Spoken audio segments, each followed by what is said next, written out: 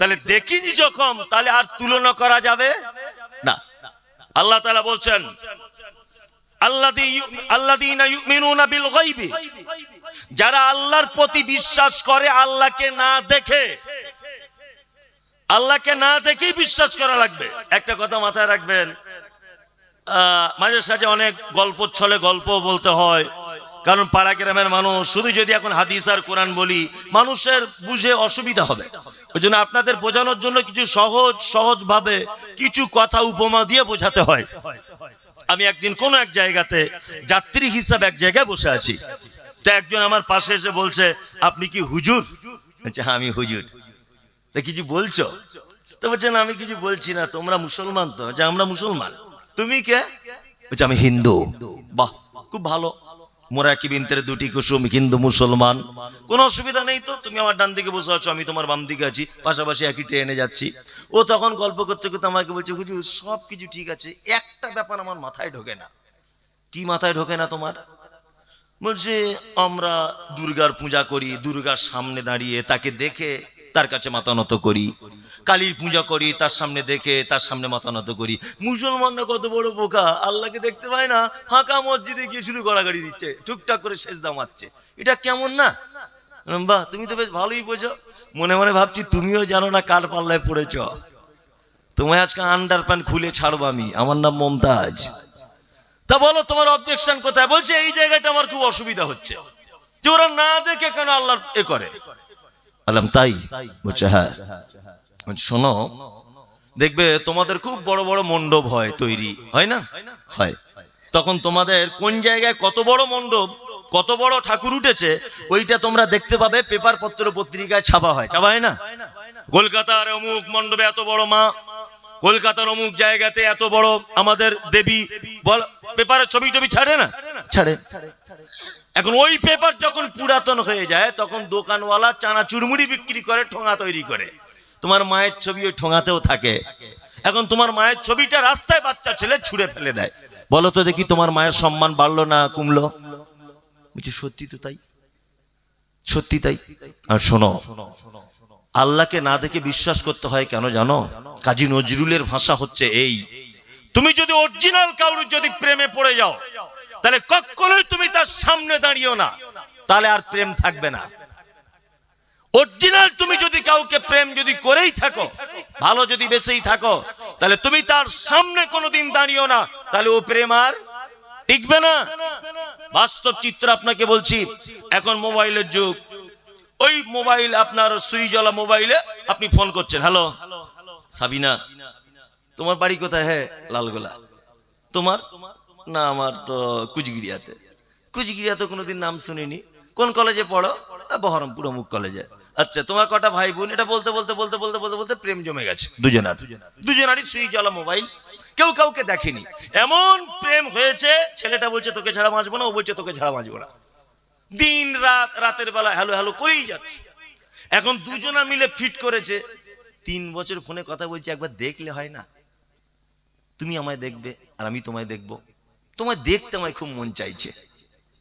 তা মেয়েটা তখন বলছে তাহলে এক কাজ করো, আমি তো বহরমপুর যেতে পারবো না, বাড়ি থেকে খুব চাপ, তুই জঙ্গিপুর পর্যন্ত এসো। জঙ্গিপুরে গেছে, এখন জিন্স প্যান্ট ট্যান্ট পরে সেরকম চম্মা টম্মা লাগিয়ে গেছে। এখন মেয়েটা জিজ্ঞেস করছে তুমি কি পরে আসবে? বলছে আমি জিন্স প্যান্ট পরে থাকবো, পাছার কাছে হালকা দেখবে ছেঁড়ার মতো ডিজাইন প্যান্টার, চোখে চশমা থাকবে, আমার চুল সামনের দিকে লাল করা, তুমি দেখে বুঝতে পেরে যাবো আমি সেই তোমার প্রিয়। মেয়েটা তখন বলছে শোনো, আর আমাকে তুমি কি দেখে বুঝবে?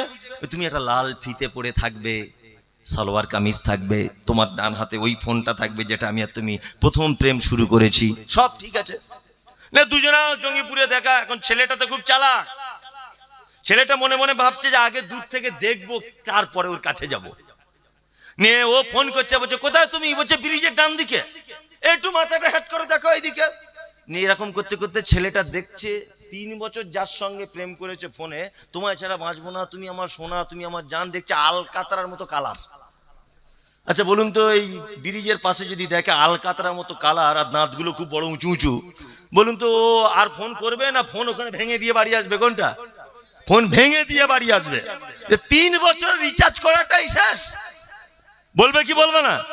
তাহলে এতদিন না দেখে আই লাভ ইউ সোনা হাবি জাবি সব ছিল, যেই দেখে নিয়েছে তখন তার বিবেক সাড়া দিয়েছে, এর দাঁতটা উঁচু, কালো কুচকুচে, বেঁটে, দেখতে খারাপ, মনে হলো কি হলো না? তা আমরা যদি আমাদের রব, আমাদের স্রষ্টাকে যদি দেখতে পেতাম, তাহলে মানুষ এটা বলতো আল্লাহ সব ভালো, আল্লাহ নাকটা কি রকম হয়ে গেছে, আল্লাহ সব ভালো, হাতটা যদি আরেকটু বড় হতো ভালো হতো। এই মন্তব্য করার জায়গা থাকতো কি থাকতো না? থাকতো। ওই জন্য আল্লাহ সুবহানাহু ওয়া তাআলা বলছে আল্লাযীনা ইউমিনুনা বিল গায়বি, যারা ঈমান আনে আল্লাহকে না দেখে, আল্লাহকে না দেখা গেলেও তার আকার আছে। আর রহমানু আলাল আরশি ইস্তাওয়া, আল্লাহ রহমান যিনি আরশ আজিমের উপরে রয়েছেন, তিনি শোনেন, তিনি দেখেন, তিনার পা আছে, হাত আছে বলে কোরআন মাজিদ প্রমাণ করে। তবে প্রশ্ন হচ্ছে এই মুমতাজুল সাহেব, তাহলে আল্লাহর আকার কেমন? আল্লাহর আকার আমি এতটুকু বলবো, আল্লাহু আ'লাম, আল্লাহ ভালো জানে। আমরা এই ব্যাপারে সব থেকে উত্তম হবে বেশি প্রশ্ন না করাই ভালো, আল্লাহর ব্যাপারে বেশি প্রশ্ন না করাই ভালো। বিয়াদিকিল বল, আল্লাহ বলছে আমার হাতে আছে সারা পৃথিবীর রাজত্ব, ওয়া আলা কুল্লি শাইইন কাদির, আর সমস্ত ব্যাপারের ক্ষমতাবান কে? আল্লাহ। দুনিয়ার মানুষের ক্ষমতা আছে, তাই না? তবে এসব ক্ষমতাগুলো 5 বছরের ক্ষমতা, 5 বছরের নাই। আর এই ক্ষমতার যদি অপব্যবহার করো, আল্লাহ বলছেন খুযুহু ফাগুল্লু সুম্মা যাকিমু সাল্লু, ক্ষমতার অপব্যবহার করে যদি মানুষকে কষ্ট দাও, ধোঁকা দাও, অপরাধমূলক কাজে যদি যুক্ত হয়ে যাও, খুযুহু ফাগুল্লু, কিয়ামতের দিন তোমাদেরকে আমি পাকড়াও করব, সুম্মা যাকিমু সাল্লু, এবং তোমাদের হাতগুলোকে পিছনে বেঁধে তোমাদের জবানটা নিচের দিকে দিয়ে, মুখটাকে, চেহারাটাকে নিচের দিকে দিয়ে হিঁচড়াতে হিঁচড়াতে তোমাদেরকে জাহান্নামের ভিতরে নিক্ষেপ করব। ওই জন্য ক্ষমতার অপব্যবহার করা ঠিক নয়। 5 বছরের পঞ্চায়েত, গরিব মানুষের ইন্দিরা আবাসনের ঘর এসেছে, ন্যায্য পাওনাদার ওর ঘর কেটে দিয়ে ধনী মানুষের দিয়ে দিয়েছে। এরকম আপনাদের মুর্শিদাবাদে হচ্ছে না? হচ্ছে, হচ্ছে। ক্ষমতার অপব্যবহার বেশি দিন চলে না, ক্ষমতায় বেশি দিন টিকে থাকা যায় না। আপনারা ইদানিং দেখতে পাচ্ছেন সারা ভারতবর্ষের সুকৌশল ভাবে চক্রান্ত করে নরেন্দ্র মোদী সরকার আর অমিত শাহ দুইজনা মিলে এতদিন এনআরসি করে শান্তি পায়নি, সিএ করে শান্তি হচ্ছে না, আসামে মাদ্রাসা ভেঙে শান্তি হলো না, বাবরি মসজিদ ভেঙে শান্তি হলো না, আবার নতুন করে ওয়াকফ সম্পত্তির বিল সংশোধন করার জন্য আবার পার্লামেন্টে মারামারি করছে। দেখতে পাচ্ছেন সোশ্যাল মিডিয়াতে, দেখতে পাচ্ছেন, দেখতে পাচ্ছেন। আর একটা কথা বারবার বলছে যে এত সম্পত্তি কাজে লাগায়, এত সম্পত্তি দরকার হয়, কেমন করে সংশোধন করতে চাইছে বিল? না, আপনার গ্রামের যে কবরস্থানটা 4 বিঘা, এটা ওয়াকফের সম্পত্তি যদি হয়, অমিত শাহ সই করবে, তারপর তোমার বাপের কবর হবে ওই কবরস্থানে। এর নাম সংশোধনী বিল। কি আশ্চর্য ব্যাপার না? আর জমি আমার বাপের, আর পরিচালনা করবে কে? অমিত শাহ, নরেন্দ্র মোদী। সারা ভারতবর্ষের ইতিহাস আপনারা জানেন যে সারা ভারতবর্ষের বৃহত্তম ইনকাম অফ সোর্স তার নাম রেল। রেলে সব থেকে বেশি ইনকাম হয়। দ্বিতীয় ইনকাম হচ্ছে 1.2 লক্ষ কোটি টাকা ইনকাম হয় ওয়াকফের সম্পত্তি থেকে। সারা ভারতবর্ষের যত দর্শনীয় জায়গাগুলি রয়েছে আপনারা জানেন, সমস্ত জায়গা কিন্তু আমাদের। এগুলো জানা আছে তো? জানা আছে। আপনি কলকাতার দিকে দেখুন, শহীদ মিনার ওয়াকফের সম্পত্তিতে অবস্থিত রয়েছে। নাখোদা মসজিদ, টিপু সুলতান মসজিদ, তারপরে আপনার east Bengal club, Mohun Bagan club, ওই আপনার যেখানে ক্রিকেট খেলা হয় ইডেন গার্ডেন, কলকাতা নেতাজি সুভাষচন্দ্র বিমানবন্দর। আবার যদি আপনি দেখতে চান সিনেমা যেখানে তৈরি হয়, জায়গাটার নাম টালিগঞ্জ, আসলে জায়গাটার নাম ছিল টি আলীগঞ্জ, যার ফুল ফর্ম হচ্ছে তাহের আলীগঞ্জ। সারা পশ্চিম বাংলাতে যা ওয়াকফের সম্পত্তি আছে এইরকম প্রত্যেক বছরে 9,000 কোটি টাকা ইনকাম হওয়া একেবারেই মামুলি ব্যাপার। আল্লাহু আকবার। সারা ভারতবর্ষের আপনি তাজমহল বলুন, লালকেল্লা বলুন, কুতুব মিনার বলুন, হাজারদুয়ারি বলুন, যত যা কিছু আছে সব মুসলিমদের ওয়াকাফের সম্পত্তি। এই টোটাল সম্পত্তিটাকে নিজেদের হাতে নেওয়ার জন্য সংশোধনী বিলের মানে জন্য দাবি জানাচ্ছেন কে? নরেন্দ্র মোদী সরকার। আসলে মার খাই না তো এখনো, পাছা লাল করে দিবে মুসলিমরা যদি একবার খেপে যায়। কি বললাম বুঝলেন না? ক্ষমতার অপব্যবহার। আর শুধু এটা বলতে চাইছে যে আমরা এখন ক্ষমতায় রয়েছি। পাগল কথাকারে, তুমি তো কালকেকার চাওয়ালা। তোমার থেকে বড় নেতা, তোমার থেকে বড় কমরেড, তোমার থেকে বড় শাসক নাম তার ফেরাউন, তার সাথে পর্যন্ত আমাদের ইমানদারেরা লড়াই করেছে। আল্লাহ শেষ পর্যন্ত তাকে পানিতে চুবিয়ে চুবিয়ে মেরেছে, মেরেছে না? তোমার থেকে বড় নেতা, বড় কমরেড নাম তার নমরুদ, তাকে একেবারে নাকের ভিতরে মশা ঢুকিয়ে দিয়ে মেরে দিয়েছে। তোমার থেকে বড় কমরেড কত এলো আর গেল। ইমানদারদের সাথে লড়াই করতে এলে কোশ্চিন কালেও সম্ভব হবে না। ক্ষণিকের জন্য বিপদে পড়বে হয়তো, কিন্তু এটা চিরস্থায়ীর জন্য নয়। আল্লাহ সব থেকে বড় বিচারক, আহকামুল হাকিমিন, সঠিক বিচার তিনি করেন। 5 বছর পরে এটা তো দেখেও শিক্ষা নেয়। আপনারা জানেন না পার্শ্ববর্তী দেশ বাংলাদেশ দেখেছেন না? দেখে তো মানুষ শিক্ষা নেয়। এমন গরম দেখাচ্ছিল, এত ক্ষমতার বহর।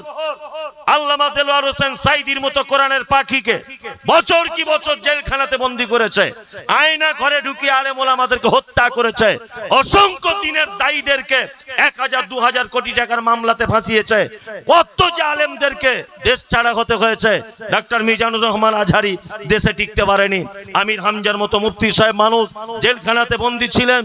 আপনার দেলোয়ার হোসেন সাইদির মতো মানুষ দীর্ঘদিন জেলখানাতে ছিলেন, টিকে থাকতে পেরেছে ক্ষমতা? রাতারাত্রি জনগণ এমন সাইজ করেছে, হেলিকপ্টার নিয়ে পালাতে সুযোগ পায়নি। ওই জন্য আল্লাহ তাআলা বলছেন, সমস্ত ক্ষমতার মালিক আমি আল্লাহ। তোমরা যে ক্ষমতার গরম দেখাও, এটা 2-5 বছরের মধ্যে সীমাবদ্ধ। সমস্ত ব্যাপারে ক্ষমতা কে রাখে? কে? আল্লাহ। তাবারাকাল্লাযী বিয়াদিহিল মুলক ওয়া হুয়া আলা কুল্লি শাইইন কাদির। আল্লাযী খালাকাল মাউতা ওয়াল হায়াতা লিয়াবলুয়াকুম আইয়ুকুম আহসানু আমালা। আল্লাহ তাআলা বলছেন, আমি হায়াত সৃষ্টি করলাম, মওত সৃষ্টি করলাম, তারপরে হায়াত সৃষ্টি করলাম। হায়াত মওতকে বানালাম কেন? লিয়াবলুয়াকুম আইয়ুকুম আহসানু আমালা, যাতে তোদেরকে পরীক্ষা করা যেতে পারে যে তোমাদের ভিতরে উত্তম কাজ কে করে এসেছে। এই থেকে ফিরুন, এবার পৃথিবীর এক দামি মানুষের কথা বলবো। এর আগে অনেক বক্তব্য শুনেছেন আলেম ওলামাদের কাছে। এত দামি লোকের কথা আপনি শুনলেও আজকে ভিন্ন রকম ভাবে শুনুন। আল্লাহ তাআলা বলছেন, মওতকে সৃষ্টি করলাম, হায়াতকে সৃষ্টি করলাম। আচ্ছা বলুন তো, আগে হায়াত না আগে মওত? মানুষ আগে জন্ম নেয় না আগে মৃত্যু হয়? আগে জন্ম নেয়, কিন্তু আল্লাহ বলছে আল্লাযী খালাকাল মাউতা, আমি প্রথম মওত সৃষ্টি করলাম, তারপর হায়াতা, জীবন। আসলে হায়াত আর মওতের ব্যাখ্যা বিশ্লেষণ করলে তো অনেক বেশি করা সম্ভব নয়। সংক্ষিপ্ত আকারে জেনে নেন, মওত মানে অনস্তিত্ব, যার কোনো অস্তিত্ব ছিল না। বললাম বুঝলেন? যার কোনো অস্তিত্ব ছিল না। আমি মুমতাজুল ইসলাম, আমার মায়ের পেটের আসার আগ পর্যন্ত আমার কোনো অস্তিত্ব ছিল? ছিল না, ছিল না। আমার আব্বা আর মায়ের মিলনের ফলে আমার মায়ের পেটে রক্ত জমাট হয়েছে। ফাকাসাউনা ইজামা লাহমা। আল্লাহ তাআলা বলছেন, তোমার আব্বার মায়ের মিলনের ফলে তোমার মায়ের পেটে রক্তের টুকরা বানিয়েছি আমি আল্লাহ। এই রক্তটাকে আস্তে আস্তে বাড়াতে বাড়াতে বাড়াতে বাড়াতে আমি রূহ ফুঁকে দিয়েছি। মুমতাজুল ইসলাম তুমি হয়েছ তোমার মায়ের পেটে। এতদিন তুমি রক্ত ছিলে, তার আগে তোমার বাপের বীর্য ছিলে, তার আগে তোমার কাজু বাদামের ভিতরে তুমি ছিলে। তোমার আব্বা কাজু বাদাম, ডিম সিদ্ধ, তোমার আব্বা সবজি, তোমার আব্বা মাছ মাংস খেয়েছে, তার দ্বারাতে তোমার বাপের বীর্য তৈরি হয়েছে। ওইটা তোমার মায়ের পেটের ভিতরে যাওয়ার পরে তোমাকে রক্তের আকারে তারপরে তোমার রূহ দেওয়া হয়েছে। তারপরে তুমি এখন বর্তমানে প্রধান বক্তা মুমতাজুল ইসলাম। তার মানে তোমার আগে কোনো অস্তিত্ব ছিল না। আল্লাহ বলছে তারপরে তোমাকে জীবন দান করা হয়েছে, অস্তিত্ব আনা হয়েছে। লিয়াবলুয়াকুম আইয়ুকুম আহসানু আমালা। পৃথিবীতে হায়াত এবং মওতকে তৈরি করা হয়েছে এই কারণে যে যাতে তোমাদেরকে পরীক্ষা করা হয় তোমাদের ভিতরে উত্তম আমল কে করেছে? কালকে আমি এখানে এসেছিলাম ডাঙ্গাপাড়ায়, কেউ ছিলেন এখানে? কারা ছিলেন হাত তুলুন। অনেকজন ছিলেন, বেশি লোক ছিলেন না। ওইখানে একটা কথা বলতে বলতে বারবার কালেকশনের ব্যাপারে ডিস্টার্ব করছিল, বলতে আমার কথাটা মনের মতো করে বলা হয়নি। আল্লাহ তাআলা পবিত্র কোরআনে বলছেন আহসানু আমালা, পৃথিবীতে যত আমল আছে সব আমল উত্তম নয়, এটা মাথায় রেখে দিবেন। সব আমল যদি উত্তম হবে, আল্লাহ কোরআন মাজিদে যত জায়গায় বান্দার আমল করার কথা বলেছেন তত জায়গায় শব্দ ব্যবহার করছেন আমিলাতুস সালিহা। আল্লাহ বলছে তোমরা আমল করো, সালেহ আমল। কোথাও আবার ব্যবহার করছেন আহসানু আমালা, তোমরা উত্তম আমল করো। তার মানে আমাদের দেশের মাটিতে অসংখ্য ভেজাল আমল ভরপুর রয়েছে। ভেজাল আমল নাই? গাদা গাদা ভেজাল আমল না? ভেজাল আমল আছে। আল্লাহ সুবহানাহু ওয়া তাআলার নিকটে আমি কয়েকটা উত্তম আমলের কথা আপনাদেরকে বলবো ইনশাআল্লাহ। উত্তম আমল আল্লাহ পবিত্র কোরআনের ভিতরে বলছেন আনআমাল্লাহু আলাইহিম মিনান নাবিয়িনা ওয়াস-সিদ্দীকিনা ওয়াস-শুহাদাই ওয়াস-সালিহিন। পৃথিবীতে যত মানুষ রয়েছে চার শ্রেণীর মানুষকে আমি উত্তম পুরস্কারে পুরস্কারিত করেছি। কয় শ্রেণীর মানুষকে? চার। এক, নবীগণ, যাদের সঙ্গে আমাদের কোনো তুলনা হয় না। দুই, সাহাবীগণ, কোনো তুলনা হয় না। তিন, শহীদগণ, যারা আল্লাহ রাস্তায় শহীদ হয়েছে। চার, সালেহীন, সৎকর্মশীলগণ। সৎকর্মশীলগণ যারা সৎকর্ম করে আল্লাহ তাআলা বলছে তাদেরকে প্রাইজ দিয়েছি। এবার আমাদের সৎকর্ম করার আগে কোথায় যেতে হবে? সাহাবীদের কাছে যেতে হবে, নবীদের কাছে যেতে হবে। ওনারা কি সৎকর্ম করে জান্নাতের সার্টিফিকেট পেয়েছিলেন? জান্নাতের সার্টিফিকেট পেয়েছিলেন কতজন? 10 জন। তার ভিতরে কে ছিলেন? হযরত আবু বকর, হযরত ওমর, হযরত উসমান, হযরত আলী, আব্দুর রহমান ইবনে আউফ। এইভাবে 10 জন সাহাবী জান্নাতের সার্টিফিকেট প্রাপ্ত, তাই না? ওনাদের জান্নাতের সার্টিফিকেট পেলেন কেন? উত্তম কাজ ছিল জীবনে। ছিল না? ছিল না? একটা উত্তম লোকের কথা বলি। আচ্ছা, হযরত উসমানের নাম শুনেছেন? খুব দামি লোক ছিলেন না আপনার আমার মতো লোক? সাংঘাতিক ব্যাপার। উসমান কত দামি ছিল একটা ছোট্ট হাদিস বলি, দেখুন আপনার ভালো লাগবে, শিক্ষাও আছে। আম্মা জান আয়েশা সিদ্দিকা রাদিয়াল্লাহু তাআলা আনহা, সহিহ মুসলিম 2442 নম্বর হাদিস। হাদিস বর্ণনা করছেন কে? আম্মা জান আয়েশা সিদ্দিকা রাদিয়াল্লাহু তাআলা আনহা। উসমান গনি তার নাম। আল্লাহ রাসূল সাল্লাল্লাহু আলাইহি ওয়াসাল্লাম বলেছেন মানুষের ভিতরে সবথেকে নরম হৃদয়ের মানুষ, তার নাম আবু বকর। ইসলামিক ব্যাপারে সবথেকে কড়া মানুষ, তার নাম ওমর। মানুষের ভিতরে যত মানুষ আছে সবথেকে লজ্জাশীল, তার নাম উসমান। আম্মা জান আয়েশা সিদ্দিকা রাদিয়াল্লাহু তাআলা আনহা হাদিস বর্ণনা করছেন। আম্মা জান আয়েশা বলছেন আমি একদা বাড়িতে আসি আর আল্লাহর নবী তিনি বাড়িতে বসে আছেন বা শুয়ে আছেন। আল্লাহ রাসূলের পায়ের দিকে তাকিয়ে দেখলাম যে আল্লাহ রাসূলের পায়ের লুঙ্গিটা বা পায়জামাটা এরকম ভাবে উঠে আছে। দরজা আওয়াজ করলেন, কে? আল্লাহ রাসূল বলছেন কে? বাইরে থেকে আওয়াজ এলো, আমি আবু বকর। আমি আবু বকর। আল্লাহ রাসূল বলছেন এসো এসো এসো, ভিতরে এসো। ঢোকার পারমিশন দেওয়া হলো। আবু বকর মানে কে? আম্মা জান আয়েশার আব্বা। আম্মা জান আয়েশার আব্বা শ্বশুর বাড়িতে আসছে। আম্মা জান আয়েশা বলছেন আল্লাহ রাসূলের লুঙ্গিটা যেমনই এরকম করা ছিল এইরকম ভাবে আছেন, তো এইরকমই আছে। শ্বশুরকে দেখে একটু লজ্জাও করলেন না আল্লাহ রাসূল। তারপর এলেন, কে? ওমর। ওমর। আল্লাহ রাসূল বলছেন এসো। ওমর কে? ওমরও শ্বশুর। ওমর কে? শ্বশুর, হাফসার আব্বা, তাই তো? ওইভাবেই আছেন। দুজনাই চলে গেল। এইবার দরজায় কে? উসমান। উসমানের নাম শুনে আল্লাহ রাসূল একদম উঠে তাড়াতাড়ি লুঙ্গি টুঙ্গি ঠিকঠাক করে জামা কাপড় ঠিক করে দাঁড়িয়ে পড়লেন। হযরত উসমান প্রয়োজন মিটিয়ে চলে গেলেন। আম্মা জান আয়েশা এবারে জিজ্ঞেস করছেন আল্লাহ রাসূল একটা কথা বলি, আবু বকর আপনার শ্বশুর, ওমর আপনার শ্বশুর। আপনি ওমর আর আবু বক্করকে দেখে লজ্জা পেলেন না? লুঙ্গিটা ওঠা অবস্থাতে আপনি শুয়েছিলেন। আপনি উসমানের নাম শুনে কেন তাড়াতাড়ি করে উঠে দাঁড়ালেন? আল্লাহু আকবার। বিশ্বনবী বললেন, আয়েশা, তুমি এমন এক মানুষের ব্যাপারে আমাকে প্রশ্ন করছো, তুমি কি জানো হযরত উসমান যখন রাস্তা দিয়ে যায় আসমানের ফেরেশতারা পর্যন্ত উসমানকে দেখে সম্মান জানায়? আয়েশা, আমি নবী, যাকে দেখে ফেরেশতারা সম্মান জানায় তাকে দেখে আমি কি একটু সম্মান জানাবো না? এর নাম উসমান। উসমান কে? পৃথিবীর এক অতুলনীয় বীর পুরুষ, তার নাম হযরত উসমান। এই দেখুন, ওনার ভালো কাজ আপনার সামনে পেশ করছি। মুসলিমরা যখন মক্কায় অত্যাচার সহ্য করতে না পেরে মদিনায় এলেন, মদিনায় আসার পরে মুসলিমরা বড় বিপাকে পড়েছে। কি? না আছে পর্যাপ্ত পরিমাণে খাবার, না আছে পর্যাপ্ত পরিমাণে পানির ব্যবস্থা। এক ইহুদির একটি কূপ ছিল, কূপটির বর্তমান নাম হচ্ছে বীরে রুমা। কি নাম বললাম? বীরে রুমা। আল্লাহ সুবহানাহু ওয়া তাআলা আমাকে বেশ কয়েকবার ওই কূপটা নিজের চোখে দেখার সুযোগ করে দিয়েছে। আলহামদুলিল্লাহ, আমি নিজের চোখে দেখে এসেছি বীরে রুমা।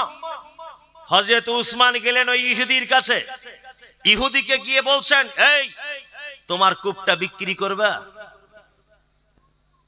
ইহুদি বলছে, না, বিক্রি করব না। হযরত উসমান বলছেন, তাহলে এক কাজ করো ভাই, অর্ধেক বিক্রি করো। মুসলিমরা পানির জন্য খুব কষ্ট পাচ্ছে, অর্ধেক বিক্রি করে দাও। একদিন তোমার লোক পানি নিবে, একদিন আমার লোক পানি নিবে। বলছে, না, বিক্রি করবো না। হযরত উসমান আবার গেলেন, গিয়ে বলছেন, বিক্রি করবা তোমার কূপটা? তখন লোকটা 5 টাকার জিনিস দাম চেয়েছে কত? 35,000 দিরহাম। বর্তমান যার দাম 8,05,000 টাকা। আজ থেকে 1,500 বছর আগে 8,05,000 টাকা মানে সারা মুর্শিদাবাদ জেলা নয়, সারা পশ্চিম বাংলার জায়গা জমি কেনা যেত। আজ থেকে 1,500 বছর আগে 8,05,000 টাকা। হযরত উসমান একেবারে তাড়াতাড়ি রাজকোষ থেকে টাকার বান্ডিল নিয়ে এসে বলছে, নাও 35,000 দিরহাম নিয়ে নাও। 35,000 দিরহাম দিয়ে দিলেন, কূপটাকে কিনে নিলেন। হযরত উসমান 35,000 দিরহাম দিয়ে কূপ কেনার পরে বলছেন, হে মুসলিম ইমানদার, হে আল্লাহ রাসূলের সাহাবীরা, আমি উসমান আজকে থেকে এই কূপটা আমি আল্লাহর রাস্তায় ওয়াকফ করে দিলাম। আমি এর থেকে কোনো বিনিময় গ্রহণ করব না। যত খুশি মানুষ এর থেকে ওযু করবে, পানি পান করবে, ছাগল গরুকে পানি পান করাবে, গাছের গোড়াতে পানি দিবে, আমি উসমান তার থেকে 10 পয়সা কোন রকমের বিনিময় গ্রহণ করব না। আর একটা কথা বললে আপনারা আশ্চর্য হয়ে যাবেন যে এই কথা তো জীবনে কোনোদিন শুনিনি। হযরতে উসমান রাদিয়াল্লাহু তাআলা আনহু সেই যে কূপ কিনেছিলেন, সেই কূপের সাইডে খাজুরের গাছ। এখন বর্তমান 2024 সালে 1600 খাজুরের গাছ আছে। কত? 1600। আমি নিজে সেই বাগানে গিয়ে ভিডিও তৈরি করেছি, দেখবেন মোবাইলে সার্চ করে। সেই বাগানে 1600 খাজুরের গাছ আছে, সেই কূপ রয়েছে, সেই কূপের পানি দিয়ে আজও পর্যন্ত সেই খাজুরের গাছে পানি দেওয়া হয়। আর ওই খাজুর গাছ থেকে যে টাকা ইনকাম হয়, সেই টাকায় এতিম অসহায় দুস্থ মানুষদের মাঝখানে বিলি বন্টন করা হয়।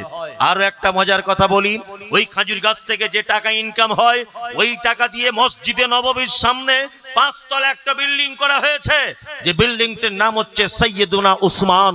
ওই বিল্ডিং থেকে, খাজুরের বাগান থেকে যে টাকা ইনকাম হয়, ওই টাকা জমা হয় হযরত উসমানের অ্যাকাউন্টে। আপনি বিস্ময়ে বিভূত হবেন।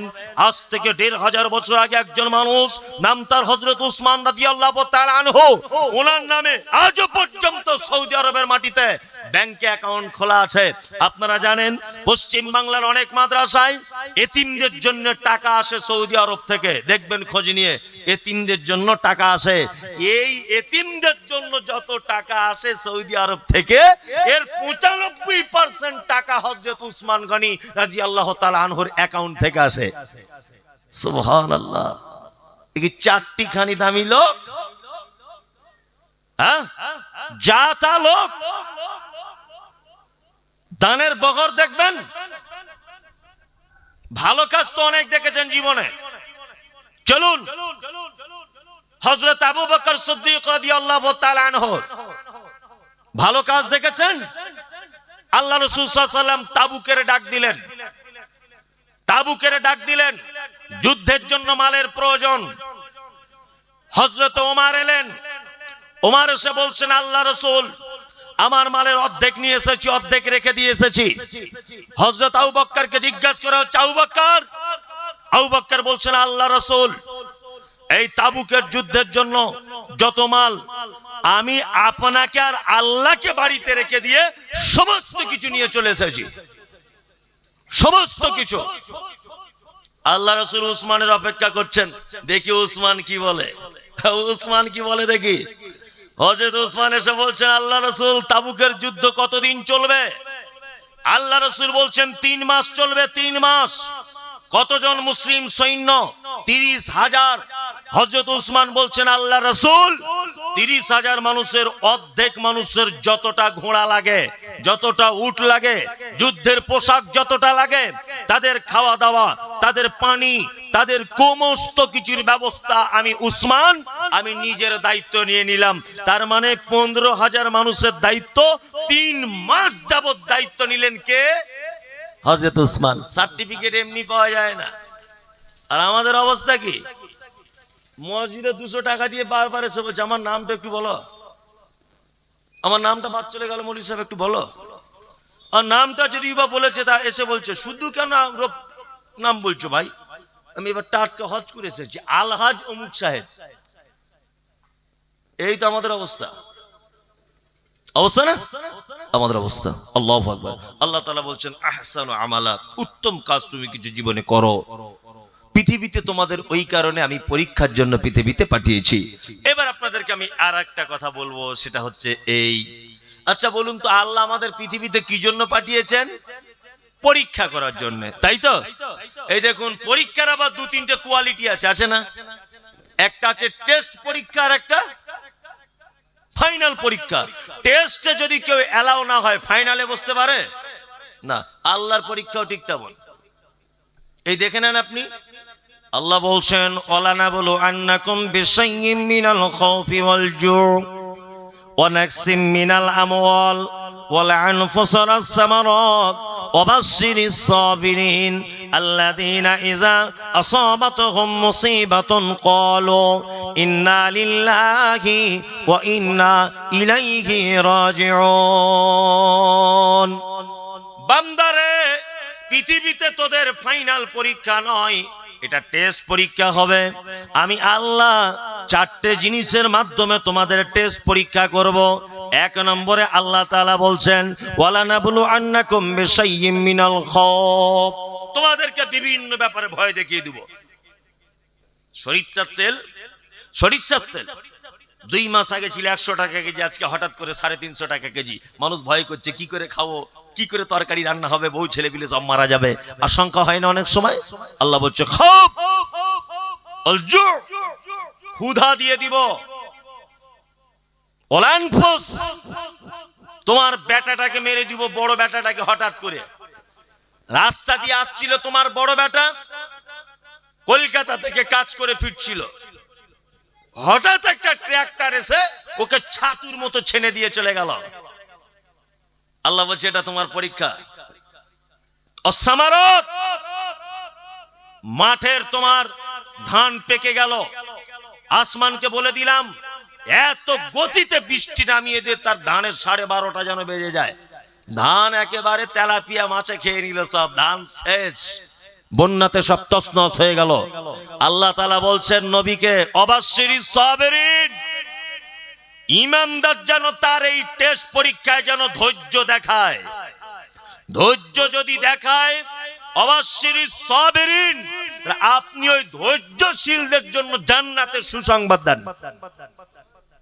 কি বলছি বুঝতে পারছেন না? এটা দুনিয়ার পরীক্ষা। 1, আল্লাহ বলছে তোমাকে ভয় দেখিয়ে দেব। 2 নম্বর হচ্ছে এই, তোমাকে ক্ষুধা দিয়ে মারবো। 3 নম্বর হচ্ছে এই, তোমার যে বেটাটা সব থেকে বেশি ইনকাম করতে পারত ওই বেটাটাকে হঠাৎ করে আমি মেরে দেব, তুমি না খুশি হলে চলবে না, তোমাকে তখনই বলতে হবে যে আল্লাহ তুমি ভালো বুঝেছো তাই আমার বেটাকে ডেকে নিয়েছো, আমার কোনো কিছু করার নাই, তুমি আমার কাছে আমানত দিয়েছিলে, আমানতকে তুমি ছিনিয়ে নিয়েছো, আমার কিছু করার নাই।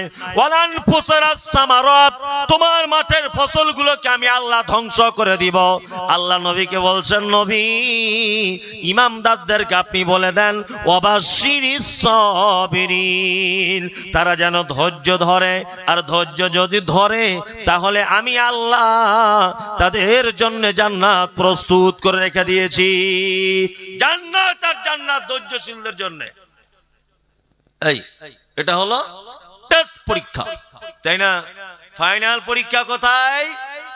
বিশ্ব নবী বলছেন ইজা উজিয়াল মাইয়াতু আতাহু মালাকানি ফাকালানি মান রাব্বুকা মা দীনুকা মান নাবিয়ুকা। 60-70 বছর পরে একটা লোক যখন মারা গেল, আল্লাহ রাসূল বলছেন তাকে কবরে শুইয়ে দেওয়া হলো। কবরে শোয়ানোর পরে দুইজন ফেরেশতা আসবে, ফাকালানি, তারা দুজন যৌথ কণ্ঠে বলবে মান রাব্বুকা, তোমার রবকে তুমি বলো, মা দীনুকা, তোমার দিন কি তুমি বলো, মান নাবিয়ুকা, তোমার নবীকে তুমি বলো।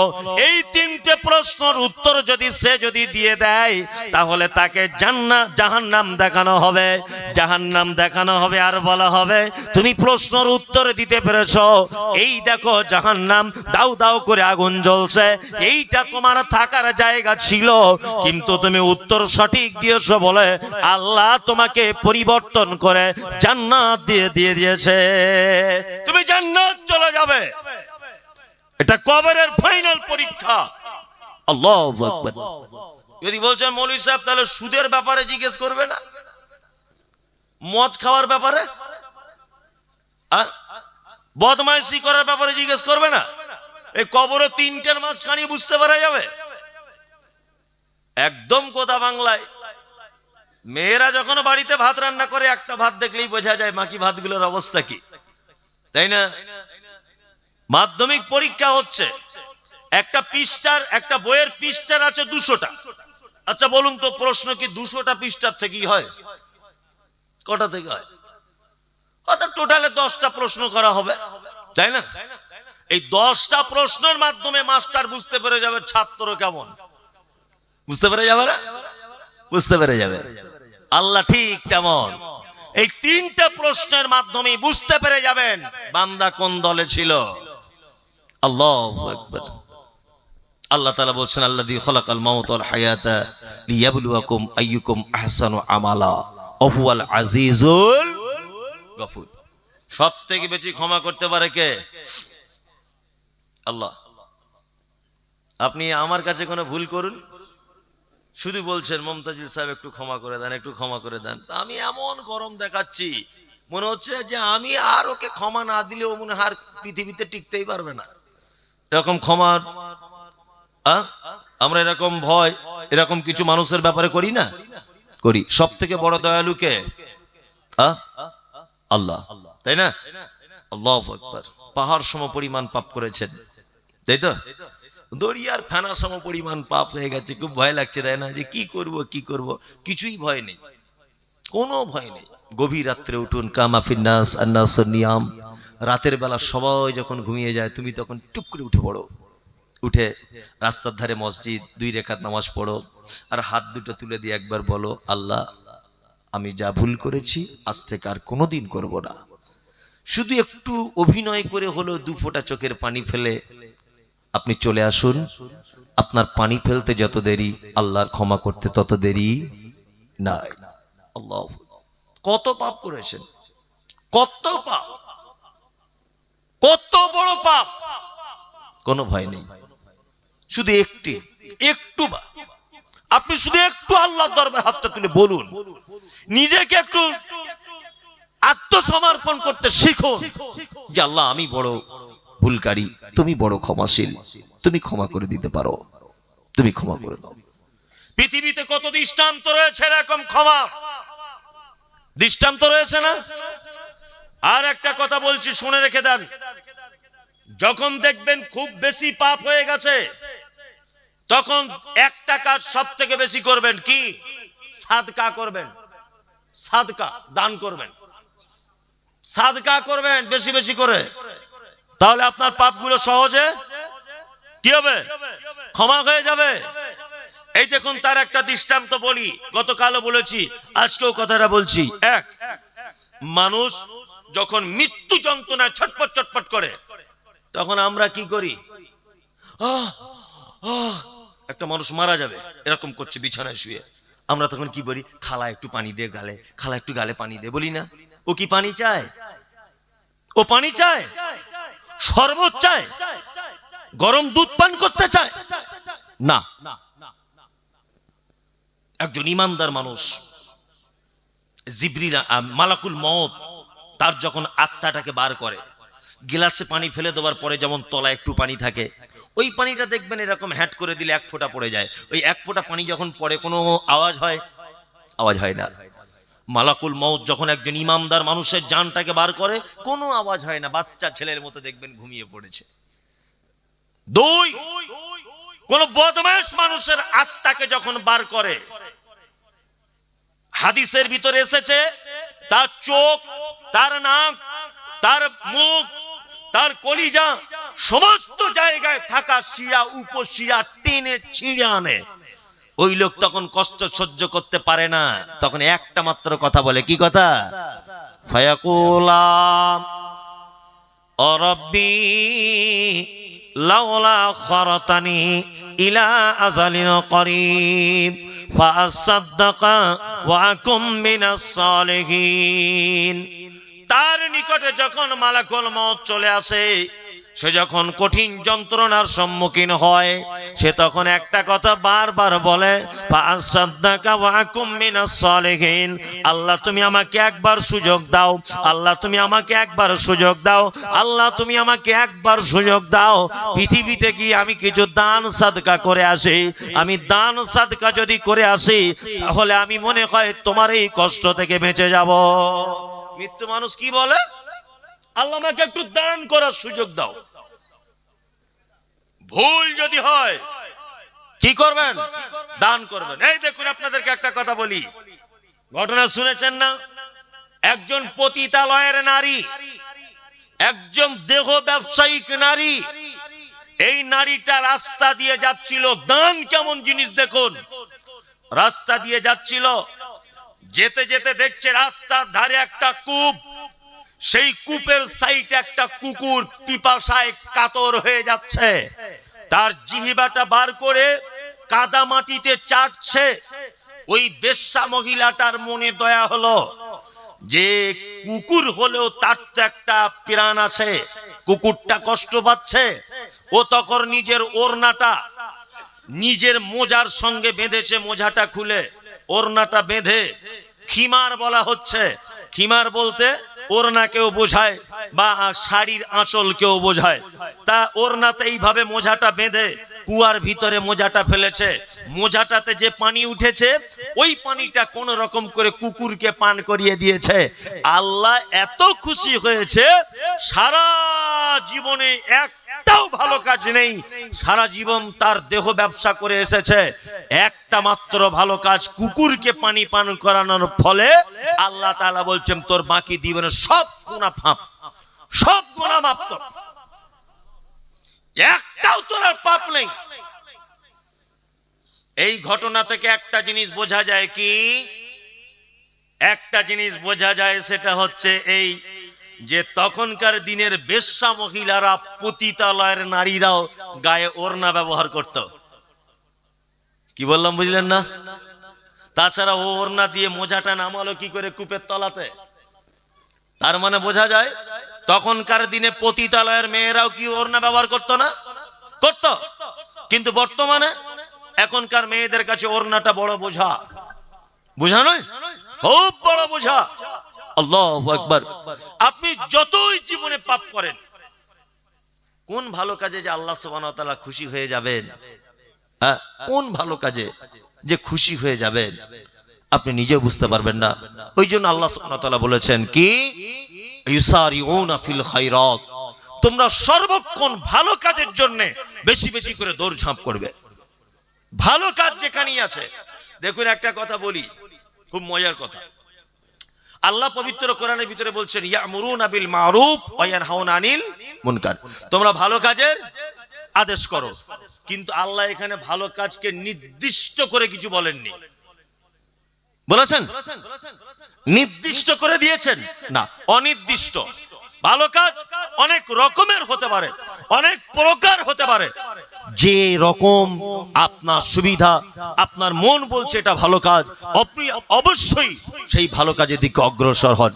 আল্লাহ সুবহানাহু ওয়া তাআলা বলছেন কি?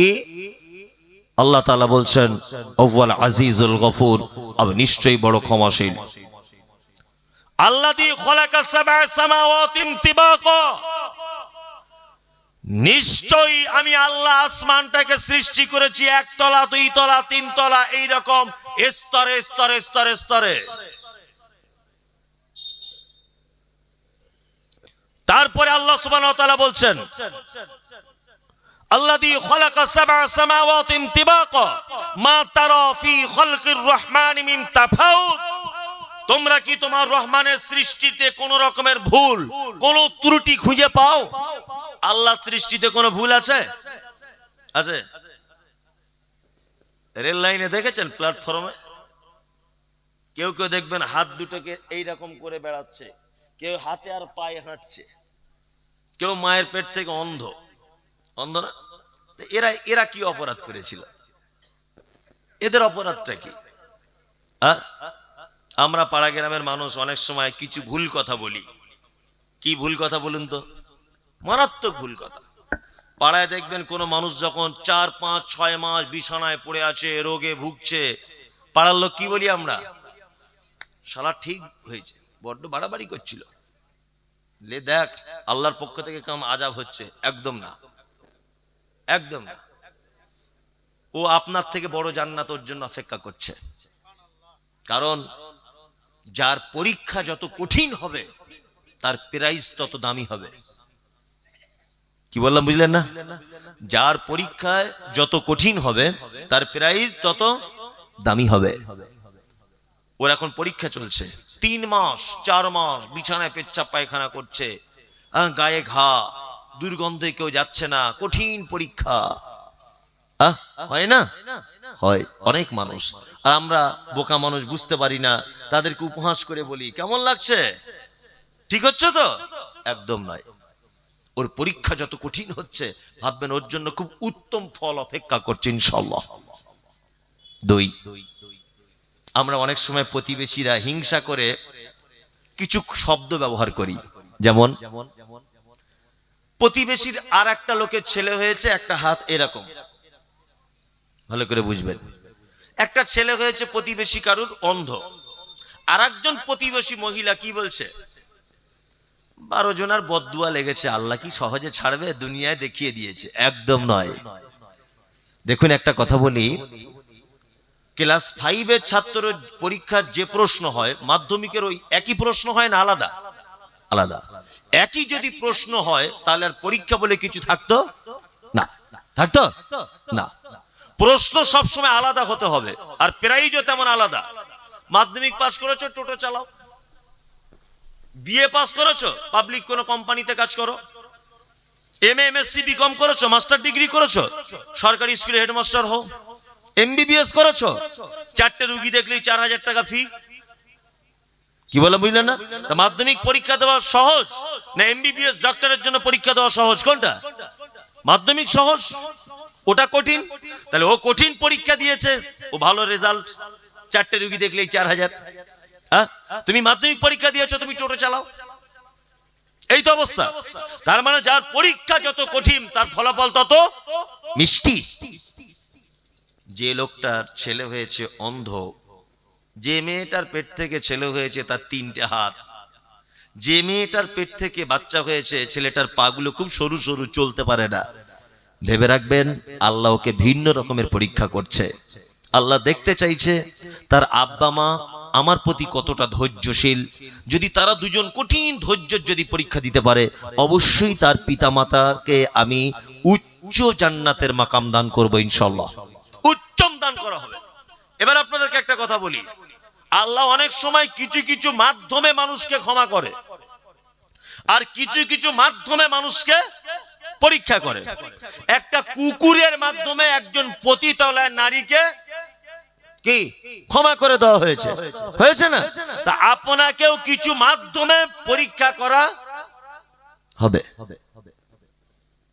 বেশ ভালোই ছিলেন, হঠাৎ করে পাটের ব্যবসা করতে গেছেন, হঠাৎ করে 5 লাখ টাকা ছিল, হাতটা চুলকাচ্ছিল, কি করব না 5 লাখ টাকার পাট কিনে বসে আছে। কি এখন রাতের বেলা আগুন লাগিয়ে দিয়েছে, 5 লাখ টাকা পুরো পুড়ে শেষ। খুব তখন মনে মনে ভাবছেন, আল্লাহ এই তোর বিবেক, আমার 5 লাখ টাকা মূলধন এটাকে নষ্ট করে দিলি, বলে কি বলে না? না, ওটা আপনার জন্য পরীক্ষা। আপনি ধৈর্যশীল, ধৈর্য ধরুন, একটু ধৈর্যটা ধরুন, অবশ্যই আপনার জন্য উত্তম পুরস্কার রয়েছে। আল্লাহ সৃষ্টিতে কোনো ত্রুটি পাবে না। আল্লাহ বলছেন সুম্মারজিল বাসারা কাররাতাইনি ইয়ানকালিব ইলাইকাল বাসারু খাশিয়া ওয়া হুয়া হাসিব। তোমার দৃষ্টিকে তুমি আবার পুনরায় আসমান জমিন চারিদিকে ছড়িয়ে দাও, ছড়িয়ে দেওয়ার পরে দেখো তোমার চোখ, তোমার দৃষ্টি লজ্জিত অপমানিত হয়ে আবার ফেরত চলে আসবে। আল্লাহ সৃষ্টিতে ভুল আছে? আমি আজ থেকে 3 বছর আগে সুন্দরবন বেড়াতে গিয়েছিলাম। আপনারা কেউ গেছেন এখানে সুন্দরবন? কেউ জাননি? যাবেন এই শীতকালে সুন্দরবন বেড়াতে, গ্রাম থেকে গাড়ি টাড়ি করে যাবেন। ওখানে গেলে আল্লাহকে দেখতে পেয়ে যাবেন। যদি বলছেন আল্লাহকে দেখতে পাওয়া যায়, হ্যাঁ আল্লাহকে দেখতে পাওয়া যায়। আল্লাহকে দেখতে না পাওয়া গেলেও তার নিদর্শনাবলী দেখতে পাওয়া যায়। কি বললাম বুঝলেন? দার্জিলিং বেড়াতে গেছেন? কেউ দার্জিলিং একজন কেউ আছেন? কেউ নেই? তাহলে ওই তো আপনি গেছেন। লক গার্ডেন বলে একটা জায়গা আছে, লক গার্ডেন জানো, যেখানে পাহাড়ের উপর থেকে ঝর্ণা ঝরে, দেখেছো? ও তুমি যাওনি? আমি তো প্রায় যাই দার্জিলিং এ বেড়াতে। লক গার্ডেন বলে একটা জায়গা আছে, পাহাড় পানি শোষণ করতে পারে না, পারে না। তারপরেও দেখতে পাচ্ছি প্রচন্ড রোদ্দুর, কোন দিকে কোনো পানি নেই, পাহাড় থেকে ঝরে ঝর্ণা ঝরেই যাচ্ছে। আমি মনে কৌতূহলী হলো, ওখানকার একটা স্থানীয় লোককে জিজ্ঞেস করছি, চাচা এই পানিটা কি কোনোদিন বন্ধ হয় না? লোকটা বলছে আমার 60 বছর বয়স, আমি জন্ম থেকে দেখছি পানি ঝরেই যাচ্ছে। কোথা থেকে যে পানি আসে আর কোথায় যে চলে যায় আমরা কেউ জানি না। এর পিছনে কে আছেন? কে? আল্লাহ। বন্ধুরে আমার, আল্লাহ সৃষ্টি কেমন আপনাকে একটা চমৎকার কথা বলি। সুন্দরবনে গেলাম, 3 দিন আমরা স্টিমারের উপরে থাকলাম, আমার সব ফ্যামিলি নিয়ে চলে গেলাম। আর আমরা 13 জন আলেম ওলামা গিয়েছিলাম, 13 জন, সবার ফ্যামিলি আছে। আর আমাকে মাঝে সাঝে বক্তা লোক বলে নামাজ পড়াতে দিত, আপনি নামাজটা পড়ান। আমি স্টিমারে নামাজ পড়াতাম, আর চারিদিকে দেখতে পেতাম কোটি কোটি রকমের গাছ, গাছে ভরা গোটা সুন্দরবন। আর চারিদিকে আছে নদী, আর মাঝখানে রয়েছে জঙ্গল, জঙ্গলের ভিতরে রয়েছে বাঘ, জঙ্গলের ভিতরে রয়েছে হিংস্র প্রাণীরা। জঙ্গলের ভিতরে ঘুরি সাইটে, মনে মনে ইচ্ছা হলো, একটাও আম গাছ দেখতে পেলাম না, একটাও জামের গাছ নাই, একটাও ওখানে কুলের গাছ নাই, একটাও আপেলের গাছ নাই, একটাও বেদানার গাছ নাই, একটাও আনারসের গাছ নাই। মনে মনে ভাবলাম এটা কেন? কোটি কোটি রকমের গাছ রয়েছে, কিন্তু একটাও ফলের গাছ দেখতে পেলাম না। আমের গাছ নেই, আনারের গাছ নেই, লিচুর গাছ নেই, জামরুলের গাছ নেই। মনে মনে ভাবলাম আল্লাহ তুমি যে বলেছো আমার সৃষ্টিতে কোনো ভুল নাই, এইটা তার জ্বলন্ত প্রমাণ।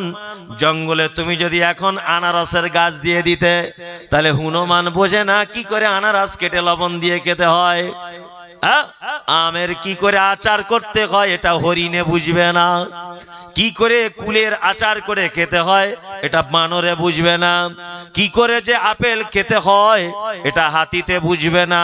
আর এটা খেয়ে যে আল্লাহ তোমার প্রশংসা করতে হয়, আল্লাহ তোমার তারিফ করতে হয়, এটা তো হনুমানে বুঝবে না, বানরে বুঝবে না, হাতিতে বুঝবে না, কেউ বুঝতে পারবে না। কিন্তু আল্লাহ তুমি যাবতীয় ফলের গাছগুলো তুমি কোথায় দিয়েছো? না তুমি মুর্শিদাবাদে আমের গাছ দিয়েছো। বান্দা আম ছোট হলে কেটে মা বোনেরা বাড়িতে আচার তৈরি করে রাখবে, টক টক গরম ভাত দিয়ে খাবে। এ পদ্ধতি আল্লাহ মানুষ জানে, মানুষ ছাড়া পৃথিবীর কেউ এ পদ্ধতি জানে না। আম যদি গাছে একসাথে পাকাতে যায় সব আম পেকে পড়ে যাবে, একটাও খাওয়া হবে না। ওই জন্য পাকার আগে গাছ থেকে পেড়ে কার্বাইড দিয়ে বা ঔষধ দিয়ে তাকে পাকিয়ে জুত করে মানুষ খাবে আর তোমার প্রশংসা করবে। ওই জন্য যত ফলের গাছ সব মানুষ যেখানে বসবাস করে সেখানে দিয়েছো। আর তুমি আগাছা গাছ দিয়ে গোটা সুন্দরবনকে তুমি সাজিয়ে দিয়েছো। গোটা সুন্দরবন আগাছা দিয়ে সাজানো, ফলের গাছ দিয়ে সাজানো কোথায়? মুর্শিদাবাদ। কারণ গাছে আম হবে, খাবে আর কি বলবে? আলহামদুলিল্লাহ। সৃষ্টিতে কোনো ভুল পাবে না। দার্জিলিং এ বেড়াতে গেছি, ওখানে দেখছি যে একটা কুকুর রাস্তাতে ঘুরছে। আপনি এখনই মোবাইলে সার্চ করুন কাশ্মীরের কুকুর বা দার্জিলিং এর কুকুর দেখতে চাই, তাদের গায়ের লোমগুলো এক বিঘা করে বড়। আল্লাহু আকবার। অবাক হচ্ছে আমি গিয়ে, কি ব্যাপার আমাদের ওখানকার কুকুরগুলোর গায়ের লোম ছোট, এখানে কেন বড়? মনে মনে ভাবলাম তাই তো। পশ্চিম বাংলার আবহাওয়া এমন এক আবহাওয়া যে এখানে বরফ পড়ে না, এত গরম পড়ে না যে মানুষ হার্ট ফেল করে মারা যায়। এমন একটা মিডিয়াম পজিশনে আমরা বসবাস করি না। আমরা এসিতে থাকতে হয় না, আমাদেরকে একেবারে হিটার জ্বালিয়ে রাতের বেলায় শীতের দিনে ঘরের ভিতরে থাকতে হয়। এই রকম শীতও পড়ে না, অতিরিক্ত গরমও পড়ে না। ওই জন্য আমাদের এখানকার কুকুরের, আমাদের এখানকার ছাগলের, আমাদের এখানকার গরুর গায়ের লোমগুলো ছোট ছোট। কিন্তু কাশ্মীরের মাটিতে, ওই আপনার দার্জিলিং এর মাটিতে সর্বক্ষণ জড় বরফে ঢেকে যায়। ওই জন্য আল্লাহ বলছেন মানুষের টেকনোলজি রয়েছে, ও ঠান্ডার কারণে বাড়িতে হিটার জ্বালিয়ে দিবে। কুকুর তো আর হিটার জ্বালাতে পারবে না, ছাগল হিটার জ্বালাতে পারবে না, গরু হিটার জ্বালাতে পারবে না। ওই জন্য আমার নাম হলো আল্লাহ। আমি আগে থেকে ওদের গায়ে কম্বলের মতো করে চাপিয়ে দিয়েছি, যাতে তারা শীতকালীন এলাকায় বসবাস করার কারণে তারা যেন ছটপট করে যেন মারা না যায়। আল্লাহু আকবার। আল্লাহ বলছেন সুম্মারজিল বাশার কাররাতাইনি ইয়ানকালিব ইলাইকাল বাসারু খাশিয়াম ওয়া হুয়া হাসীর। তোমার দৃষ্টিকে তুমি পৃথিবীর চারিদিকে বারবার ঘোরাও, বারবার ঘোরাও। তোমার দৃষ্টি অপমানিত হয়ে, লাঞ্ছিত হয়ে তোমার দৃষ্টি তোমার কাছেই ফেরত আসবে। আমার সৃষ্টির কোনো ভুল দেখতে পাবে না। এই নেপালিদের দেখেছেন? নেপালিদের ওদের দেখতে কেমন? খুব পরিষ্কার, আর নাকগুলো চাপা চাপা বলে, চাপা। আল্লাহু আকবার। আল্লাহ সৃষ্টিতে ভুল ধরতে পারবেন না। আচ্ছা বলুন, আপনাদের কুচগিরিয়ার কোন মেয়ের যদি নাকটা এরকম হয় চাপা, আর কোন ভালো ছেলেকে যদি বলা হয় তুমি তাকে বিয়ে করো, সহজে পছন্দ হবে? হবে? হবে না। নাইজেরিয়ানদের দেখেছেন? নাইজেরিয়ানদের ফুটবল খেলতে টেলতে আসে, খুব পরিষ্কার হয় ওরা, না? কিরম কালো, শুধু কালো না, আল কাতরার মতো কুচকুচে কালো। পাখির চুলগুলো, মাথার চুলগুলো পাখির বাসার মতো, তাই না? আর সেইরাম লম্বা, ঠোঁটগুলো মোটা, চোখগুলো বড় বড়, আর সেইরাম দেখতে, তাই না? এখন আপনার সুন্দরী মেয়ের সঙ্গে যদি ওই ছেলেটার বিয়ের কথা হয়, আপনি রাজি হবেন? আমি রাজি হব? কখনই হব না। এইরকম ছেলের সঙ্গে বিয়ে, তাই না? তাহলে এবার বলুন, ওকেও তো কেউ না কেউ বিয়ে করেছে, ওরও তো স্ত্রী আছে, আছে না?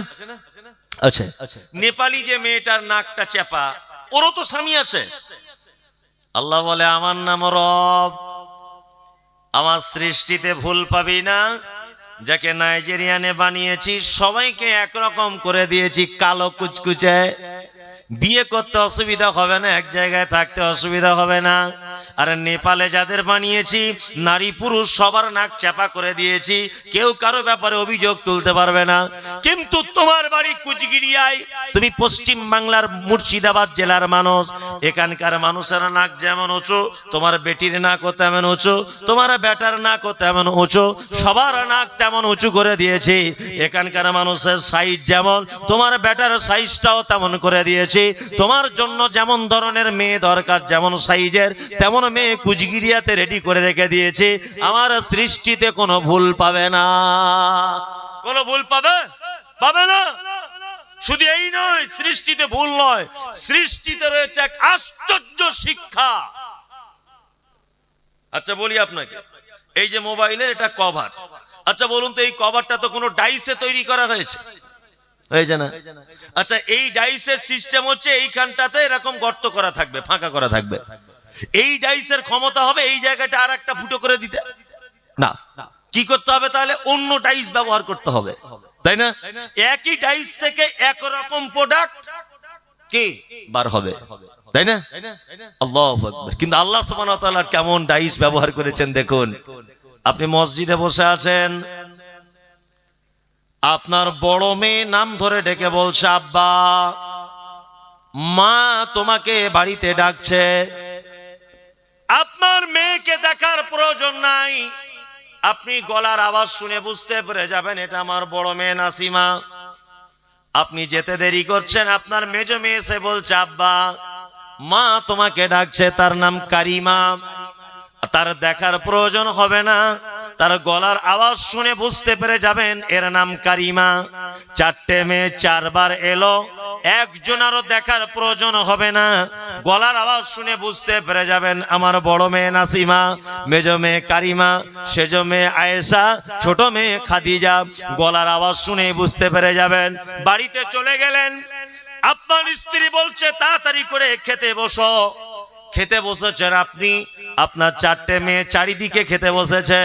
একজনা বলছে মা আমি আচার খাবো, আর একজনা বলছে মা ডালে কেন তুমি টক দিয়ে দিলে, টক পছন্দ করি না। আর একজন বলছে মা পোলাও করো মিষ্টি দিয়ে। আর একজন বলছে মা একটু নিম পাতা তিতো করলে ভালো হতো না। মানে একই মেশিনের প্রোডাক্ট একই জায়গা থেকে পৃথিবীতে এসেছে। একজন নারী আর একজন পুরুষ থেকেই তারা চারজন পৃথিবীতে এসেছে।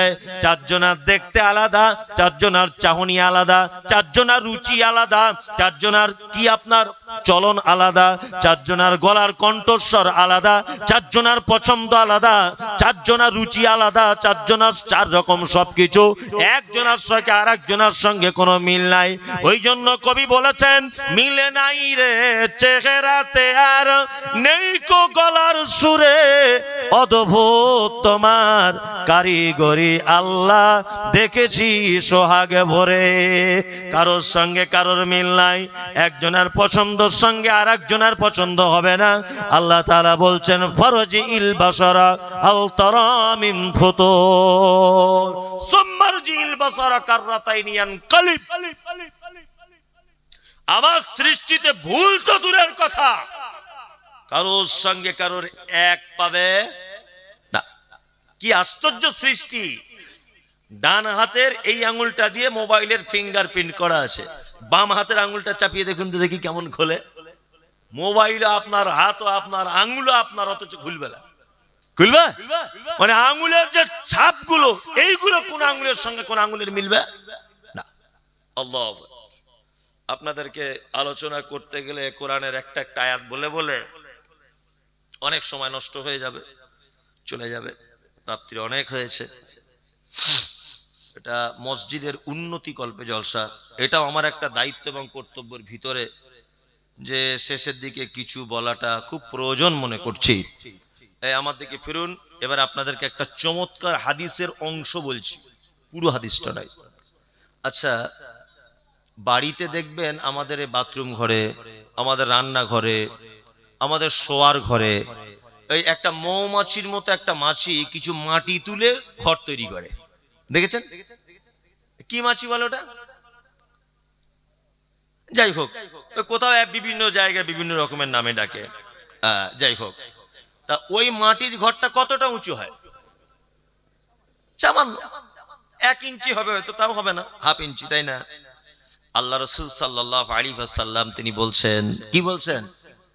আল্লাহ রাসূল বলছেন, কেউ যদি তার টাকা দিয়ে মসজিদের এই মৌমাছির মতো প্রাণীর মাটি উঁচু করে ঘর, এর থেকে যদি উঁচু একটু কিছু তৈরি করে দেয়, বা এর মতো যদি একটু উঁচু করে দেয় তার নিজের অর্থ দিয়ে মসজিদকে, আল্লাহ তার জন্য জান্নাতে রাজপ্রাসাদ রেডি করবে। সুবহানাল্লাহ বললেন না? না, টাকার ব্যাপার আছে তো সুবহানাল্লাহ বলা যাবে না। মানে এত লোক বোকা থাকে। এবার একটা কথা বলি, আচ্ছা আমরা ব্যবসা করব এখন, বলুন তো পৃথিবীতে কার সাথে ব্যবসা করলে ঠকায় না? কার সাথে? আল্লাহর সাথে। আপনি আমার সাথে ব্যবসা করুন, কোনো না কোনো হিসাব পাতি গন্ডগোল এদিক ওদিক করে 2 নম্বরই করে ঝেড়ে দেওয়ার চেষ্টা করব, করবে কি করব না? আল্লাহর সাথে যদি ব্যবসা করেন ঠকাবে? ঠকাবে না। এবার আর একটা কথা বলি, এদিকে ফিরুন, চলে তো যাবেন, আপনি পা হাত পা ঠিক করছেন, জুতো পড়ছে নাই, বুঝতে পারছি আপনার সব দেখে, আপনি চলে যাবেন, যান, অসুবিধা নেই, আমার এই কথাটা শুনি অন্তত যান। এখন আপনি এদিকে ফিরুন চাহাজি, আপনি এখন আপনি যে বাড়িটা বসবাস করছেন, এই ভিটেটা আপনার নামে আছে? আপনার নামে তো? আপনার নামে। আচ্ছা, আপনার আগে কার নামে ছিল? বাপের নামে। বাপের আগে কার নামে? দাদুর নামে। দাদুর আগে তার বাপের নামে, তাই তো? এখন ওই তার বাপ হঠাৎ কুচগিরিয়াতে এসেছে, আপনার নাম কি? নজরুল। এসে বলছে, নজরুল তুই যে জায়গাটা বসবাস করছিস এই জায়গাটা আমার। সেই লোকটা এসেছে, অরিজিনাল তো সে মালিক। ও এসে বলছে, নজরুল তোর যে 5 বিঘে জমিতে বসবাস করছি এটা আমার, ওই আম বাগানটাও আমার। আচ্ছা বলুন তো আপনি তাকে কি করবেন? তো শালা কি, আমার নামে কাগজ, আমার নামে সবাই জমি বলছে আমার, বলবে কি বলবে না? বলবে, তাই না? তার মানে কাগজ যার, জমি তার। কিন্তু অরিজিনাল বলুন, জমিটা কোনো না কোনো একদিন ওর ছিল কি ছিল না? ছিল। এইবারে আর একটা কথা বলি, আচ্ছা আপনাদের যে মসজিদটা আছে, তার মানে ওর জমি, কিন্তু নাম পরিবর্তন হতে হতে আপনার পর্যন্ত পৌঁছেছে, ওই জন্য ও আর প্রমাণ করতে পারবে না এটা আমার। প্রমাণ করতে পারবে? পারবে না। এই যে মসজিদটা আপনাদের গ্রামের, আচ্ছা এই মসজিদের জায়গাটা কেউ না কেউ তো দান করেছিল, কি নাম যে দান করেছিল তার জানা আছে আপনাদের কারণ? এই মসজিদটা জায়গা যে দান করেছিল কেউ নাম মনে আছে? নেই। ধরে নেন তার নাম আব্দুর রহমান। এবার আপনাকে বলছি, আচ্ছা মসজিদ কোনোদিন বিক্রি হয়? হয় না তো? হয় না। এই মসজিদটা হয়েছে কত বছর? 50 বছর, আরো বেশি, 100 বছর ধরে নেন, ধরে নেন 100 বছর। এখন 500 বছর পরে, 500 বছর পরে ওই আব্দুর রহমান বলে যে লোকটা মসজিদে জায়গা দান করেছিল, ও এখন এসেছে, এসে বলছে এই মসজিদের জায়গা আমার, আমি দান করে গিয়েছি। আচ্ছা বলুন তো এটা আব্দুর রহমানকে প্রমাণ করা যাবে কি যাবে না? অরিজিনালি যে ও দানি, এটা প্রমাণ করা যাবে কি যাবে না? মানে আপনারা, আমি যা বুঝতে পারছি কুচবিহারের লোক কিছুই বুঝে না। মসজিদের কাগজ পরিবর্তন হয়, হ্যাঁ? দাতা হিসেবে আব্দুর রহমানেরই নাম থাকবে, কিয়ামত পর্যন্ত আব্দুর রহমানের দাতা। কাগজ থাকবে কি থাকবে না? মসজিদের কাগজ উল্টো পাল্টা হয়, পরিবর্তন হয়, হয় না? তার মানে মানুষ হিসাবে যদি আপনি আল্লাহর রাস্তায় যদি কিছু ক্ষয় করে যান, ওটা কোনোদিন নাম পরিবর্তন হবে না। কিন্তু মানুষ হিসেবে যদি আপনি আল্লাহ রাস্তায় দান না করে মারা যান, অরিশান সূত্রে সব নাম চেঞ্জ হতে হতে হতে হতে আপনি এলে যদি এসে বলেন এই জমি আমার, পাছার চামড়া তুলে দিবে। এতদিন কোথায় ছিলি? বলবে কি বলবে না? কিন্তু আব্দুর রহমান এসে এটা বলতে পারবে কি পারবে না? মসজিদ আমার জায়গা দান করা পারবে? প্রমাণও আছে, কাগজ বার করুন, ওখানে লেখা আছে দাতা আব্দুর রহমান। এটা কিয়ামত পর্যন্ত লেখা থাকবে দাতা আব্দুর রহমান, থাকবে না? থাকবে।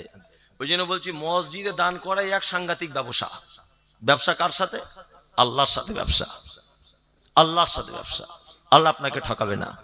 কি বললাম বুঝলেন? আল্লাহ রাসূল বলেছেন, ঠিক মৌমাছিতে যেমন মাটি তুলে ঘর করে, ঠিক এই রকম উঁচু যদি কেউ করে দেয় মসজিদ তার টাকা দিয়ে, আমি আল্লাহ জান্নাতে তার জন্য রাজপ্রাসাদ তৈরি করে দিব। আল্লাহু আকবার। যারা এখানে বসে আছেন, আপনাদের কাছে আমি 20,000, 50,000, 1 লাখ, 2 লাখ এসব আমি চাইবো না, কারণ একই জমিতে বারবার চাষ দেওয়া ঠিক নয়। আমার আগে চাষ দিয়ে গেছে। তবে অনেক সময় তো জেলের জাল ছেঁড়াও থাকতে পারে, ওই জাল টেনে গেছে এই মজলিসে। আমি ভাবছি যদি ছিঁড়ে কুড়িয়ে কোনো মাছ পালিয়ে থাকে, হতে পারে। ওই জন্য আমি আপনাদেরকে আল্লাহর রাস্তে বলছি যে আপনার একজনও বাদ যাবেন না। আপনি মসজিদে আল্লাহর রাস্তে আপনার পক্ষ থেকে একজন গভীর রাত্রে বলুন যে আমি আমার পক্ষ থেকে মৌলভী সাহেব আপনি যখন বলছেন আমি 5,000 টাকা দিলাম। একজন বলুন, আমি 10-20 হাজার টাকা চাইবো না। একটা লোক বলুন, দেখি আল্লাহর বান্দা কে আছে এত রাতে। একটা লোক যদি বলেন আমি খুব আনন্দ পেয়ে যাবো যে এত রাতে একটা লোক ছিল। 5 বারে দিবেন, আপনাকে একবারে দিতে হবে না, আপনি 5 বারে দিবেন 1000 করে। কেউ আছেন?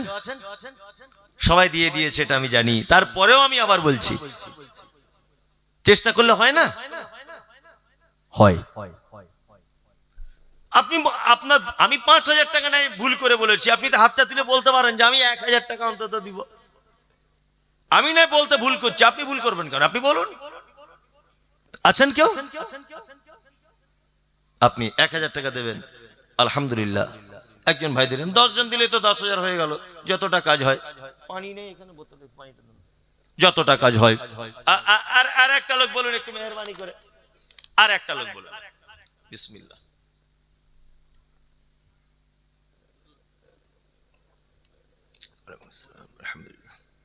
আলহামদুলিল্লাহ। একজন, উনি দিলেন 1,000, তো 1,000 করে 2 জন হলো। আর কেউ আছেন? আপনি 5,000। মাশাআল্লাহ মাশাআল্লাহ, হায়াকাল্লাহ বারাকাল্লাহ, আল্লাহুম্মা সাল্লি আলাইহি আল্লাহুম্মা বারিক আলাইহি। একজন দিলেন 5,000 টাকা, তাহলে 7,000 হলো। অন্তত 20,000 টাকা যদি না হয় একটা কেমন কেমন লাগে। টোটালে বলছি আমি। আপনার আর কেউ ভাই একজন হাত তুলে মেহেরবানি করে 5,000 টাকা তুলুন, নিয়ত করে নেন, ভালো কাজের ব্যাপারে নিয়ত করুন আপনি। মাশাআল্লাহ, বাপজি উনি 5,000 টাকা, 10,000 12,000 টাকা হলো। তা আর কেউ নেই 5,000 টাকা। একটু আপনি পারবেন, দেখুন আপনি পারবেন। দেখুন একটা কথা বলি, আপনারা অনেক সময় অনেক কিছু ভুল করেন। আজকে একটা নতুন কাজ করে দেখান তো আপনি। আমরা যারা ছেলেরা বসে আছি এখানে, আর তুমি বুঝতে পারছো যে তোমার আব্বা এখানে আছে, তুমি হাতটা তুলে বলো মমতাজুল সাহেব আমি আমার এই আব্বা মায়ের জন্য 5,000 দিলাম। তুমি একবার বলে দেখো, তোমার আব্বা মা যদি এখানে উপস্থিত থাকে তাদের খুশিতে আজ রাতে আর ঘুম হবে না, যে না আমার ছেলেটা মানুষ করেছি, আমার ছেলে আমাদের স্বামী স্ত্রী কল্যাণের জন্য 5,000 টাকা দিয়েছে। কেউ আছেন এখানে যে আব্বা মায়ের জন্য গভীর রাত্রিরে আমার পক্ষ থেকে এটা থাকলো মসজিদে? কেউ আছেন? আছেন কেউ? আল্লাহ। 2,000 তুমি কিন্তু পারতে, আমি তোমার উপরে খুব ভরসা করছিলাম, সত্যি বলছি। বারবার আমি ওর মুখের দিকে তাকাচ্ছি, ওই 5,000 বলে দিবে কিনা। বলে দাও, তুমি যা হয় হবে, দাও, 2 বারে 3 বারে দিবে। 2,000, আচ্ছা আর 2,000, তাহলে ওর সঙ্গে কেউ তুমি 2,500 দাও, আর 2,500 টাকা কেউ একজন দিক, তুমি 2,500 দাও। হ্যাঁ আচ্ছা, ওর নাম কি? নাসির, 2,500 টাকা। আর একজন ভাই ওর সাথে একটু যুক্ত হয়ে যান। আপনি 2,500, তাই তো? আচ্ছা উনি 2,500। কি নাম আপনার? নজরুল সাহেব, উনি 2,500 টাকা। ইয়া রব্বানা ইয়া রব্বানা মরর দোলাল মদের হিলাল আর আসবে না। মক্কায় নবীর জন্ম হলো, আব্দুল্লাহ তার পিতা ছিল। মক্কায় নবীর জন্ম হলো, আব্দুল্লাহ তার পিতা ছিল। গর্ভে রেখে মারা গেল, পিতা এলো না। মরুর দোলাল মদের গিলাল আর আসবে না। আফরিন, মাশাআল্লাহ, আমার মেয়ের নাম আফরিন। কে আপনার আফরিন? ও আফরিন, ও আফির উদ্দিন, সেটা বলুন। আমি ভাবছি আফরিন কোন মেয়ে হয়তো। যাই হোক, উনি ৫,০০০ টাকা, আল্লাহুম্মা সাল্লি আলাইহি আল্লাহুম্মা বারিক আলাইহি, তাহলে ২০,০০০ টাকা হয়ে গেল। আলহামদুলিল্লাহ। এই লাস্টের দিকে তো, ওই জন্য আমি আর চাপচুপ দিয়ে বলতে পারছি না। তারপরেও আমি আপনাদের পরিবেশ দেখে অনুভব করতে পারছি না যে এই জায়গাটা কেমন। তারপরে কালকে ডাঙ্গাপাড়ার কালেকশন দেখে আমার অনুভব হচ্ছে এই এলাকার মানুষ দান করে, সত্যি এলাকার মানুষ দানি। আলহামদুলিল্লাহ। আপনার পক্ষ থেকে আপনি ৫০০ টাকা দিন, শেষ। আপনার পক্ষ থেকে আপনি ২০০ টাকা দিন, আল্লাহর রাস্তায় দিন।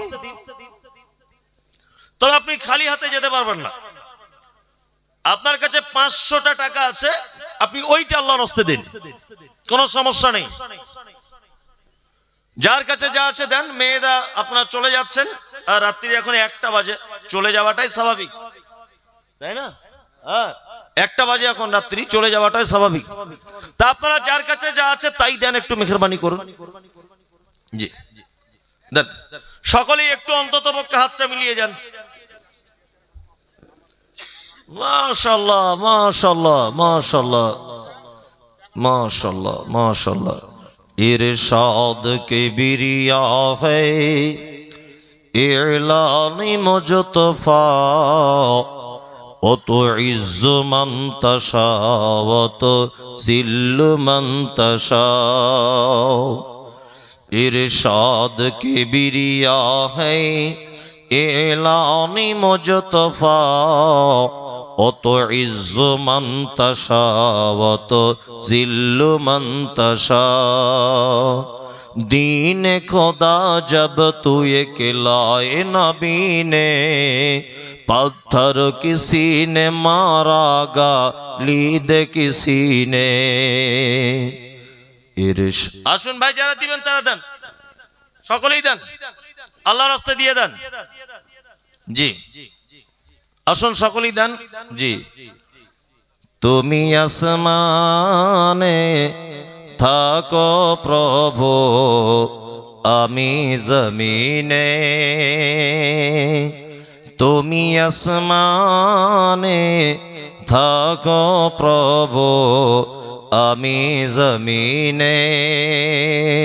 তবু তোমারি প্রেম জমে হৃদয় গহীনে। আমি তোমারি গোলাম গো, অন্য কারণা। আমি তোমারি গোলাম গো, অন্য কারণা। আলিমুল গায়ব তুমি, মালিক রব্বানা। আল্লাহু আল্লাহু আল্লাহু আল্লাহ। কি নাম তোমার? আবু হাসান, আবু হাসান, মাশাআল্লাহ। হাজির বেটার বিয়ে হলো কাজীর বেটির সাথে, হাজির বেটার বিয়ে হলো কাজীর বেটির সাথে। কাজীর বেটি বলছে আমি যাব সিনেমাতে। হাজির বেটা বলে ওগো বাপ যে আমার হাজি, ওগো বিবি তোমার কথায় কেমনে খবর রাজি। কাজীর বেটি দুঃখ মনে কথা নাকি বলে, হাজির বেটা পড়লো ফেরে বোঝাই কোন ছলে। সিনেমা দেখা মেয়ে মানুষ ঘরে রাখা দায়, অবশেষে রাজি হতে হলো নিরুপায়। হাজির বেটা বলে শোনো শোনো গো সুন্দরী, আমার ছোট আমার জামা পড়ো তাড়াতাড়ি। দুই বন্ধুর মতো তালা গেল সিনেমাতে, রাস্তা তাদের জানা আছে সন্দেহ নাই তাতে। বিয়ের আগে কত গেছে হিসাব কে বা রাখে। হলের সামনে দাঁড়িয়ে গেল, লাগলো আলোর ছটা। অনেক দিনের পুরাতন বন্ধুর সাথে হলো দেখা। বন্ধু বলে ওরে বন্ধু এটা কে তোর হয়? বন্ধু বলে ওটা আমার শালার পরিচয়। আদেশ করিল আল্লাহ পবিত্র কোরআনে, আর বিবাহ করিতে যত আদম সন্তানের।